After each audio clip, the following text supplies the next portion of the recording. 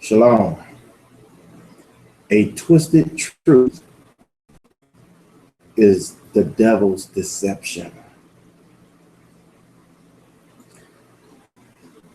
I got some scriptures I want to share with you, and I want to talk to you about what a twisted truth is. But it's imperative that you understand this so that you're not deceived and Satan does his little, or when his angels or his ministers or his people twist truth, you'll understand that they are actually dealing with the devil himself. And I'll prove it to you. Okay? Let's go to Genesis chapter 3, verse 4 through 5.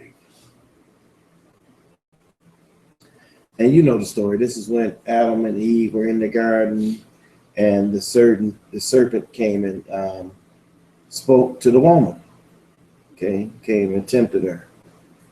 It says, this is verse 4, it says, and the serpent said unto the woman, ye shall not surely die, for Elohim doeth know that in the day that ye eat thereof, then your eyes shall be opened, and ye shall be as gods, knowing good and evil. Now, did Satan lie? Or did he tell them the truth? What Satan did was he used some of the truth and he twisted it a little. For instance, when he said, you shall not surely die, Satan used that to deceive the woman, because the woman was, she said, man, she was afraid because Yah told her that the day that when she ate it, she was going to die. So she said, man, I'm not going to eat of this here because I don't want to die. But when Satan came and told her, you're not going to truly die, you see, then she said, oh, well, then if I'm not going to truly die, then maybe I could eat of this tree. And so he twisted the truth a little bit, because she did eventually die, didn't she? But that day she did die, she died spiritually. That's right. But you see how Satan took it and he twisted it? He twisted the truth, right? Show you another one. Here's another one. Then the devil taketh him up. Now this is Matthew, chapter 4, verse 5 and 6. Interesting. I find it interesting because in Genesis is chapter 3, verse 4 and 5, and Matthew is chapter 4, verse 5 and 6. Very interesting.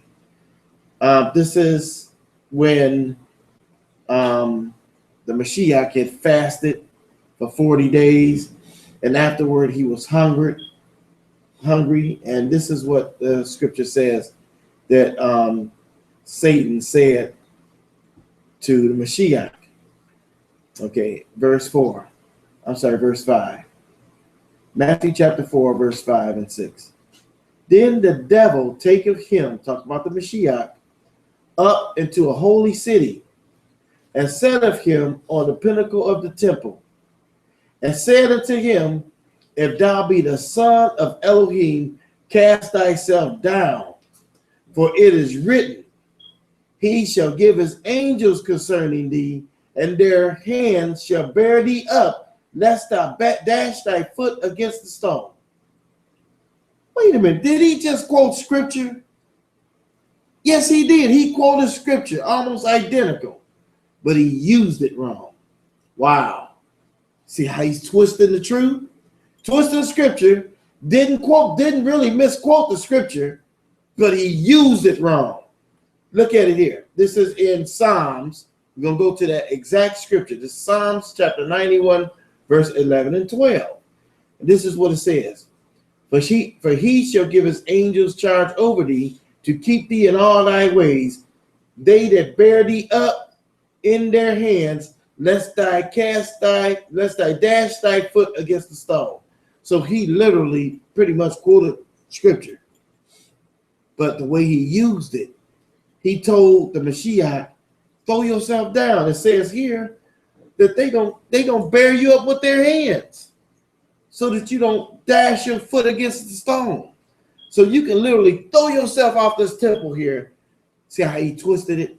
Twisted truth, take the truth and twist it so that he can deceive. That's a pattern of Satan. Twist the truth so that he can deceive you. You get it? You hear what I'm saying? Now, I want you to think about this, right? A fisherman,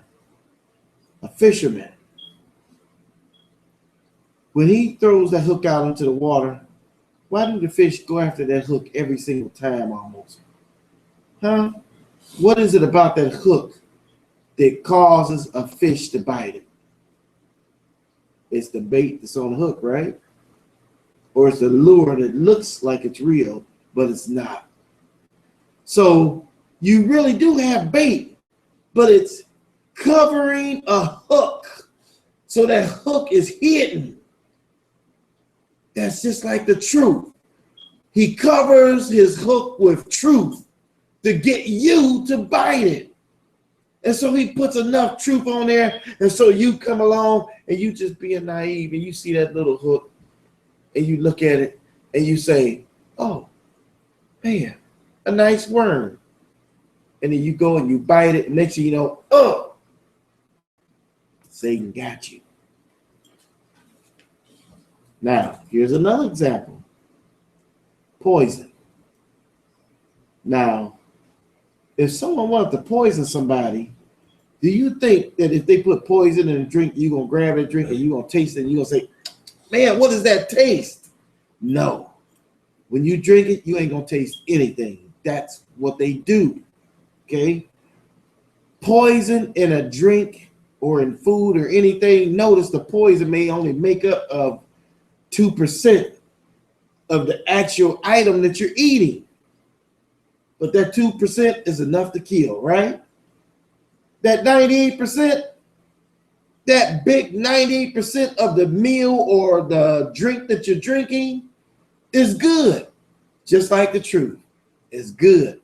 But that 2% poison is enough to kill you. Twisted truth. Understand what I'm talking about here. When you deal with people that like to twist the truth, they don't like to present the truth in the way that it's presented, the way it's actually seen. They like to twist it a little bit because they know without that twisting, they won't get you. So they twist it and they twist it and they twist it. What do that tell you about them? Their father is the devil because they twist the truth just like he does. That's right. Truth twisters are deceivers. They are deceivers.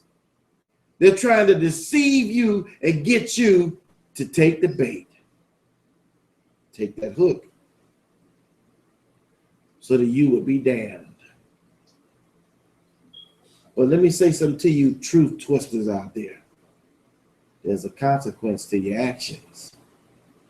That's right. There's a consequence to your actions. When you twist truth to deceive God's people, you're going to have to pay for that. That's right. You're going to have to pay for it. Woe to the truth twisters. Woe to you, because you will be judged. Shalom.